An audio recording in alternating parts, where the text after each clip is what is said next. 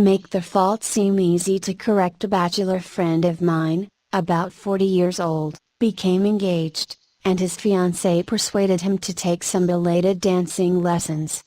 "The Lord knows I needed dancing lessons," he confessed as he told me the story, "for I danced just as I did when I first started 20 years ago. The first teacher I engaged probably told me the truth. She said I was all wrong, I would just have to forget everything and begin all over again. But that took the heart out of me. I had no incentive to go on. So I quit her. The next teacher may have been lying, but I liked it." She said nonchalantly that my dancing was a bit old-fashioned perhaps, but the fundamentals were all right, and she assured me I wouldn't have any trouble learning a few new steps. The first teacher had discouraged me by emphasizing my mistakes. This new teacher did the opposite. She kept praising the things I did right and minimizing my errors. "You have a natural sense of rhythm," she assured me. "You really are a natural-born dancer.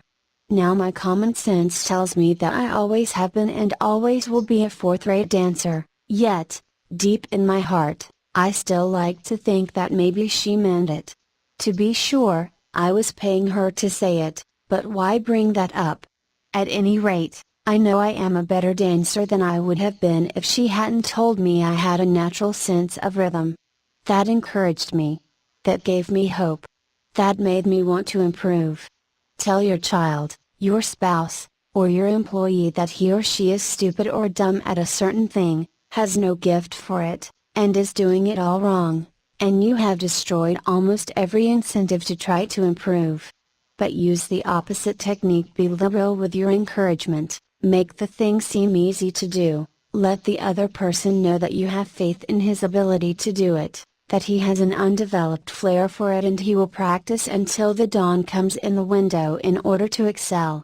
Lowell Thomas, a superb artist in human relations, used this technique. He gave you confidence, inspired you with courage and faith.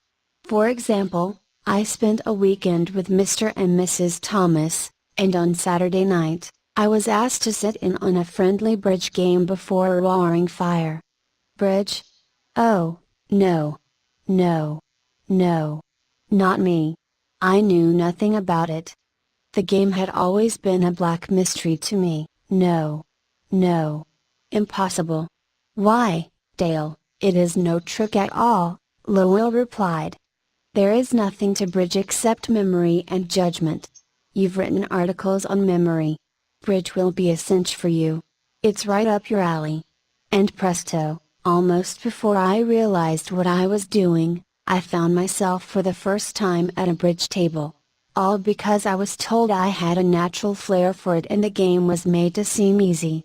Speaking of bridge reminds me of E.L.E. Culbertson, whose books on bridge have been translated into a dozen languages and have sold more than 1 million copies. Yet he told me he never would have made a profession out of the game if a certain young woman hadn't assured him he had a flair for it. When he came to America in 1922, he tried to get a job teaching in philosophy and sociology, but he couldn't. Then he tried selling coal, and he failed at that. Then he tried selling coffee, and he failed at that, too. He had played some bridge, but it had never occurred to him in those days that someday he would teach it. He was not only a poor card player, but he was also very stubborn. He asked so many questions and held so many post-mortem examinations that no one wanted to play with him. Then he met a pretty bridge teacher, Josephine Dillon, fell in love and married her.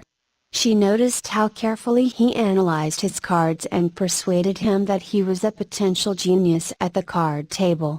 It was that encouragement and that alone, Culbertson told me, that caused him to make a profession of bridge. Clarence M. Jones, one of the instructors of our course in Cincinnati, Ohio, told how encouragement and making faults seem easy to correct completely changed the life of his son. In 1970 my son David, who was then 15 years old, came to live with me in Cincinnati. He had led a rough life. In 1958 his head was cut open in a car accident, leaving a very bad scar on his forehead. In 1960 his mother and I were divorced and he moved to Dallas, Texas, with his mother. Until he was 15 he had spent most of his school years in special classes for slow learners in the Dallas school system. Possibly because of the scar, school administrators had decided he was brain injured and could not function at a normal level. He was 2 years behind his age group, so he was only in the 7th grade. Yet he did not know his multiplication tables, added on his fingers and could barely read. There was one positive point. He loved to work on radio and TV sets. He wanted to become a TV technician. I encouraged this and pointed out that he needed math to qualify for the training. I decided to help him become proficient in this subject. We obtained 4 sets of flashcards: multiplication, division, addition and subtraction. As we went through the cards, we put the correct answers in a discard stack. When David missed one, I gave him the correct answer and then put the card in the repeat stack until there were no cards left. I made a big deal out of each card he got right, particularly if he had missed it previously. Each night we would go through the repeat stack until there were no cards left. Each night we timed the exercise with a stopwatch. I promised him that when he could get all the cards correct in 8 minutes with no incorrect answers, we would quit doing it every night. This seemed an impossible goal to David. The first night it took 52 minutes, the second night, 48, then 45, 44, 41, then under 40 minutes. We celebrated each reduction. I'd call in my wife, and we would both hug him and we'd all dance a jig. At the end of the month he was doing all the cards perfectly in less than 8 minutes. When he made a small improvement he would ask to do it again. He had made the fantastic discovery that learning was easy and fun. Naturally his grades in algebra took a jump. It is amazing how much easier algebra is when you can multiply. He astonished himself by bringing home a B in math. That had never happened before. Other changes came with almost unbelievable rapidity. His reading improved rapidly, and he began to use his natural talents in drawing. Later in the school year his science teacher assigned him to develop an exhibit. He chose to develop a highly complex series of models to demonstrate the effect of levers.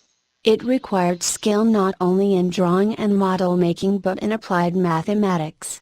The exhibit took first prize in his school's science fair and was entered in the city competition and won third prize for the entire city of Cincinnati. That did it.